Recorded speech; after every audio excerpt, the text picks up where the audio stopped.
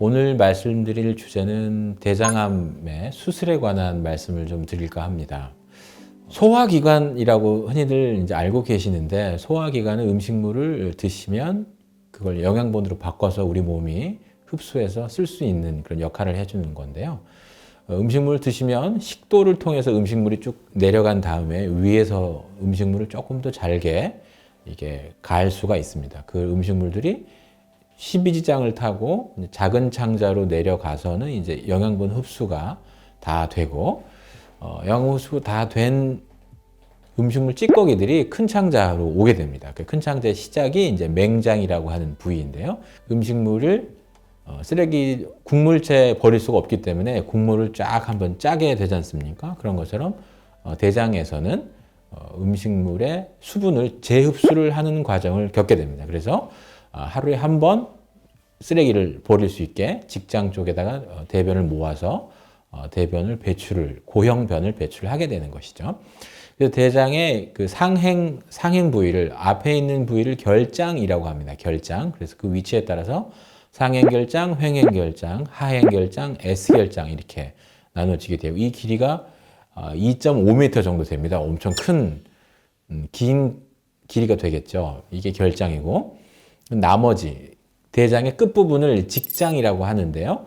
항문에서부터 똑바로 서 있다. 그래서 직장인데요. 한 뼘 정도 됩니다. 그래서 15cm 정도가 직장이고, 나머지가 이제 결장이라고 부르는데, 이 두 부분을 합쳐서 이제 대장이라고 부르게 되겠습니다. 근데 대장암은 결장에도 많이 생기지만 직장에도 많이 생깁니다. 그래서 얼마 전 통계 보면 35% 정도의 대장암이 직장암 정도 되고, 나머지는 이제 결장암이 되겠습니다. 암이라고 하는 것을 이제 생각을 해보면, 정상세포를 보시면 핵이라고 하는 데서 세포에 이제 분열이 일어나서 어느 정도 분열을 한 다음에는 세포가 이제 자살하는 메커니즘이 있거든요, 우리 몸에. 그래서 나이가 많이 든 세포는 이제 사라져는 게 이제 섭리인데, 암세포는 자가 분열을 한 다음에 자살하는 메커니즘이 없어집니다. 그래서 자기 세포만 계속 분열을 해서 자기의 똑같은 세포들을 만드는 것을 혹을 만드는 것이죠. 그래서 죽지 않는 세포가 되기 때문에 조금 표현이 그렇지만 좀 미친 세포가 만들어지게 되는 것이죠. 그게 이제 암세포인데, 이게 커지면 종양이 되고 만져지게 되는 것이죠.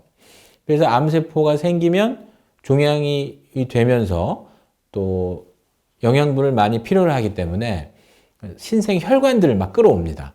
혈관들도 많이 발달하게 되고, 그런 과정들을 거치면서 누군가가 제어해주지 않으면 암세포는 끝없이 성장을 하게 되는 것이죠. 그 성장을 계속하면서 생기는 문제가 무엇이냐면, 우리 몸에 가야 되는 영양분을 다 뺏어오게 돼서 종양만 커지는 효과가 생기는 거죠. 그래서 이제 암이 점점 심해질수록 이제 몸무게는 많이 빠졌는데 암은 커지고, 이런 게 다 이런 기전이 되겠습니다. 또 한 가지 특징적인 것이, 원래 자기가 생긴 대장이면 대장, 위에면 위, 암이 생긴 그 위치에서만 커지는 게 아니고 거기에 만족을 못하는 특징이 있습니다, 암세포. 그래서 또 다른 식민지를 만드는 거죠. 그걸 전이라고 하는데요. 대장암의 경우에는 이제 폐나 간 같은 멀리 떨어져 있는 장기에 자기만의 세상을 만드는 거죠. 그걸 원격전이라고 합니다. 대장암 병기에서 1기, 2기, 3기, 4기가 이제 전이가 생긴 대장암이 되겠습니다. 그래서 암세포의 특징이 아까 말씀드린 것처럼 치료하지 않으면, 누군가의 힘을 빌려서 제어를 하지 않으면 계속 증식을 하기 때문에 치료가 필요한데, 이 치료가 세 가지가 되겠습니다. 수술을 하는 방법, 외과 의사의 손을 빌리는 거죠. 두 번째가 방사선 치료라 그래서 돋보기 같은 걸로 햇빛을 모아서 이렇게 나뭇잎 태웠던 기억을 떠올려 보시면, 그런 것처럼 우리 몸에 이제 방사선을 치료를 하는 것이고요. 항암 화학요법은 이제 우리 정원이나 이런 데 풀이 많이 자라고 할 때 그냥 제초제 같은 걸 뿌리지 않습니까? 그런 것처럼 약을 뿌려서 세포들을 다 죽이는 게 항암 화학요법이 되겠습니다. 이렇게 세 가지 치료가 표준적인 치료가 되겠습니다. 그러면 대장의 그림을 다시 한번 보면요, 오른쪽에 있는 그림처럼 맹장, 결장, 직장, 항문이 이렇게 이루어져 있는데요. 소화 과정 중에 소화 과정은 이제 아까 말씀드린 것처럼 소장에서 다 끝납니다. 영양분은 이미 거기서 다 흡수를 끝냈고 나머지 이제 찌꺼기를 대장에서 처리를 하는 건데 소화 과정 중에 수분 흡수만 담당을 합니다. 그래서 대장을 다 잘라도 영양분 흡수에는 전혀 문제가 안 됩니다. 오래 사신 데는 전혀 문제가 안 되는데 물론 그중에 일부 한 10% 정도는 우리 몸에 영양분을 만든다는 건 하는데요. 그건 이제 큰 뭐는 아니기 때문에 대장을 다 절제를 해도 몸에 사는 데는 문제는 없다. 하지만 문제가 대장이 없으면 수분 흡수가 안 되기 때문에 좀 탈수가 되는 경우가 많고 또 우리 항문이 느끼기에는 또 설사를 또 많이 하게 되는 것이죠. 배를 열고 들어가 봐도 대장 안을 저희가 볼 수는 없거든요. 김밥을 떠올려 보시면 우리 몸을 배를 열고 들어가면 김밥의 바깥쪽 면, 그 김만 저희가 볼 수 있는 겁니다. 근데 대장 암은 어디 생기냐면 김밥의 안쪽에 생기거든요. 그 김과 그 밥이 만나는 그 매끈매끈한 김의 안쪽 면이 있잖아요. 그 부분이 대장의 점막입니다. 점막. 그래서 그 다시 김밥의 김 부위가 대장이고 김밥의 밥이 이제 그 음식물 쓰레기가 있는 것이죠. 이제 음식물 쓰레기가 김과 만나는 곳. 그게 대장의 점막이 되겠습니다. 병은 그래서 대장의 점막에서 생깁니다. 그래서 위암도 마찬가지고 대장도 마찬가지인데요.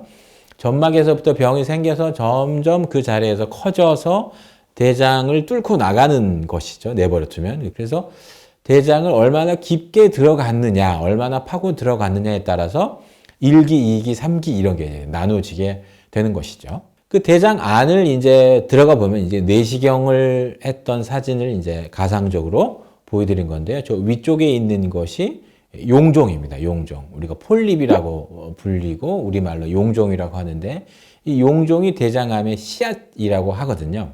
용종이 내버려 두면 몇 년이 지나서 저렇게 대장암이 되고 또 몇 년이 지나면 이제 전이를 한다고 알려져 있기 때문에 이 악성 종양이 만들어지기 전에 용종 단계에서 용종 절제를 해내게 되면 대장암이 이론적으로는 생기지 않습니다. 그래서 내시경을 용종 단계에서 내시경을 잘 해서 용종 단계에서 절제를 해주시면 되겠습니다. 그리고 우리 몸에 이제 림프절이 온 몸에 퍼져 있는데 목에서도 있고 심장 주변에도 있고 팔에도 있고 뭐 다리까지 있는데요. 림프절의 역할은 지금도 연구가 되고 있는데 우리 몸에 면역 기관이 있는 것이죠. 원래는. 그래서 뭐 바이러스 감염이 생기면 뭐 림프절에 임파선이 아프다, 부었다 이런 말씀 많이 하시잖아요. 그래서 목에 있는 것들도 그런 역할을 하는데 대장 주변에도 림프절들이 있거든요. 장관막 사이에 림프절들이 있는데 우리 몸에 보면 한 파달 정도 되는 것 같아요. 파달 정도 사이즈가 되는, 정상적으로 되는데 그 림프절 안에 림프 세포들이, 면역 세포들이 있는데 대장암이 굉장히 영악한 놈인 것이 림프절로 이제 전이를 하게 됩니다. 우리 몸에 림프절을 점령해가면서 몸에 퍼지게 되는 것이죠. 그래서 대장암 수술을 할 때는 이제 근치적 절제라는 말을 쓰는데요. 근치적이란 말이 뿌리째 치료한다 라는 말인데 대장만 잘라서는 뿌리째 치료가 안 됩니다. 그래서 대장의 주변에 있는 림프절까지 광범위하게 절제를 해내는 것이 근치적 절제가 되겠습니다. 그래서 우리 림프절에 전이가 돼 있을 수 있는 곳까지 한 번 수술할 때 깨끗하게 하는 것이죠. 그래서 암 수술은 그냥 대장 수술과 조금 범위가 좀 크고 그런 면이 있습니다. 그래서 결장암의 위치에 따른 수술 방법을 보여드리면 대장암이 당연히 오른쪽에 있을 때는 오른쪽 구역을 저렇게 폭넓게 자르고 또 간 밑에 있는 그 횡행결장을 했을 때는 횡행결장을 자르고 이렇게 수술이 진행되고요. 그 다음에 비장 쪽 아래에 있는 좌결장 절제, 확대 좌결장 절제 이런 걸 쓰고요. 그 다음에 S자 결장 쪽에서는 전방 절제 수술이라는 말을 쓰는데 전방 절제 수술이라는 말은 왜 전방 절제라고 불리웠냐면 원래 직장암에서 쓰던 말이었거든요. 한 100여 년 전에는 이렇게 배를 열고 들어갈 수술을 못하던 시절이 있었습니다. 그럴 때는 직장암이 항문을 뚫고 나올 때까지 모르고 있다가 장도 막히고 항문에서 피가 나고 그때 항문을 막 암을 뚫고 나올 때 발견했기 때문에 후방으로 들어가서 항문 쪽으로 들어가서 종양을 적당히 절제하고 많은 수술이었는데 한 100여 년 전부터는 그러지 말고 제대로 수술을 해보자. 그래서 배를 열고 들어가서부터 전방에 접근을 했다. 그래서 이제 직장암에 쓰는 말인데요. S 결장에서는 이제 전방절제술이라는 말도 이제 같이 쓰고, 이게 직장 쪽에 갈 때는 더 아래쪽으로 들어가야 되잖아요. 그래서 저위 전방절제술이라는 말을 쓰게 됩니다. 그건 좀 이따가 나오게 될 텐데요. 한 100여 년 전만 해도 직장암은 다 항문까지 도려냈었어야 됩니다. 그래서 그거를 배로도 들어가고 회음부로도 수술한다. 그래서 복회음 절제술을 하게 되면 직장이 통째로 이제 없어지게 되고 항문도 없어집니다. 항문까지 절제해내고 항문도 꿰매버리기 때문에 대변이 나갈 배출 통로가 없게 되죠. 그래서 인공적으로 항문을 만듭니다. 그래서 그걸 장루라고도 하는데요. 우리 왼쪽 아래에 대장을 배 바깥에다가 꼬매놓고 이제 그쪽으로 주머니를 붙여서 이제 대변을 받아내는 인공항문 수술을 하는데, 이 수술이 이제 영구적인 인공항문이 되기는 수술이죠. 옛날에는 100이면 100 이렇게 직장하면 복회음 절제술을 했는데, 요즘은 수술 기술도 발전하고 직장암에는 수술 전에 항암 방사선 치료라는 게 나왔습니다. 그래서 방사선 치료를 하면 종양의 크기가 왼쪽에 비해서 오른쪽이 많이 줄어 있지 않습니까? 그래서 항문을 조금 더 남길 수가 있게 되는 시대가 됐습니다. 그래서 요즘은 뭐 90% 이상 직장암의 경우에도 항문을 거의 살릴 수가 있기 때문에 이런 시절이 됐습니다. 그래서 직장암의 수술 방법, 저희 병원 데이터인데요. 과거에 비해서 과거에도 직장암에서도 항문 보존을 꽤 많이 해왔고요. 저희도 병원에 95% 이상 항문을 다 살릴 수가 있는 시대가 됐으니까 직장암이 뭐 항문 없애야 된다 이런 걱정 특별히 안 하셔도 될 것 같고요. 옛날에는 다 이렇게 개복 수술해서 배를 이렇게 많이 열고 수술해서 환자분들이 많이 퇴원도 잘 못하시고 그랬는데, 요즘은 이제 복강경 수술이라고 해서, 복강경이라고 하는 것이 복강 안을, 배 안을 카메라를 넣어서 수술을 한다 이렇게 되겠습니다. 제가 수술하는 장면인데 배에다가 구멍을 5개 정도 뚫고 혹은 하나 뚫고 하는 수술도 있는데, 그렇게 카메라를 넣고 긴 젓가락 같은 기구를 넣어서 화면을 보면서 수술을 하는 겁니다. 배를 보면서 수술을 하는 것이 아니고 화면을 보면서 복강경 수술을 하고 있어서, 저렇게 되면 왼쪽과 비교해서 수술 후에 회복도 훨씬 빠르시고 퇴원도 좀 빨리 하실 수가 있고 빨리 일상으로 돌아갈 수 있는. 그럼 복강경 수술은 분당서울대병원의 데이터인데요. 복강경 수술이 지금 전 세계적으로 이제 거의 표준적인 그런 지위를 확보했습니다. 옛날에는 다 개복 수술을 했는데 복강경 수술이 안전하다는 것을 많이 밝혀져 있기 때문에 저희 병원은 최근 85% 이상 복강경 수술, 뭐 로봇 수술 이런 걸 포함해서 그런 걸 최소 침습 수술이라고 하는데요. 배를 많이 열지 않고 환자분한테 그 침습적인 그런 장면이 최소한으로 될 수 있게 그런 수술들이 대부분 진행되고 있고요.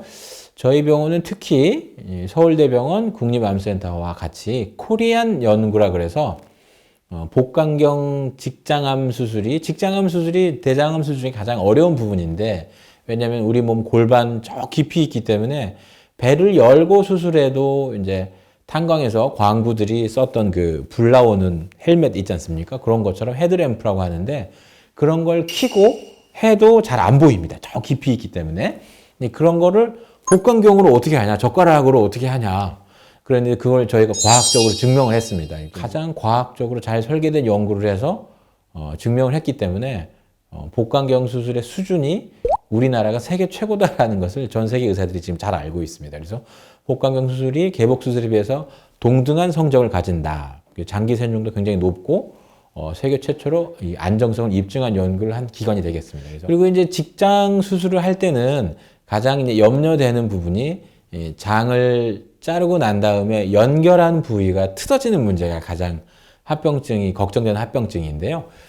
결장은 특별히 문제가 안 되는데, 직장암 같은 경우에는 문합이 이제 장을 연결하는 거거든요. 연결한 부위가 트어지는 문제가 5% 이상이 생기거든요. 전 세계도 생기는 문제인데요. 혹시 그런 문제가 생기면 이제 저희도 힘들고 환자분도 힘든데, 그럴 때에 대비해서 가끔 이제 인공항문을 먼저 예방적으로 만들어서 문합부가 트어지는 문제, 복막염이 생기더라도 그 폐혈증을 최소한으로 하는 그런 안전장치들을 하는 경우가 있습니다. 이거 이제 수술 방법에 따라서 담당 의사들이 그렇게 하는 경우가 있을 것 같습니다. 수술을 다 하고 난 다음에는 이제 대장하고 장간막에 포함된 림프절 같은 걸 한꺼번에 절제를 해내고 그걸 그냥 버리는 것이 아니고 채점을 하게 됩니다. 채점을 해서 그 채점하는 의사가 병리과 의사인데요. 병리과 의사가 현미경으로 일주일을 본다고 합니다. 정밀 검사를 해서 이게 지금 몇 기 정도 되는가를 보는데 대장암 병기, 모든 병기가 다 마찬가지인데 암 병기 1기가 제일 좋은 겁니다. 1기, 2기, 3기, 4기로 갈수록 치료가 좀 힘들고 그러신데요. 특히 이제 고위험 2기, 3기 정도 판정이 되면 수술로만 치료를 종료하기에는 조금 위험한 거라고 판단이 되거든요. 그래서 고위험 2기로 판정이 되거나 3기로 판정이 되면 수술에 더해서 보충 수업을 좀 해야 됩니다. 종양이 남아있어서 그런 것이 아니고 혹시 눈에 보이지 않는 혈중에 종양세포가 있을 수 있기 때문에 그런 것들은 이제 보조치료, 항암 치료가 되겠습니다. 항암 치료를 한 6개월 정도 하고 치료를 끝내놓고 보충 수업까지 해야 이제 치료를 일단락할 수가 있고 그 다음에 5년 정도 경과를 봐서 재발이 없는지 확인을 하고 이제 완치 판정을 하게 되는데요. 특히 이제 또 1년, 2년 사이에 하는 경우가 많기 때문에 수술 직후, 항암 치료 직후가 가장 중요한 때라고 할 수 있겠습니다. 그러면 결장암에 따른 생존율은 얼마나 되냐?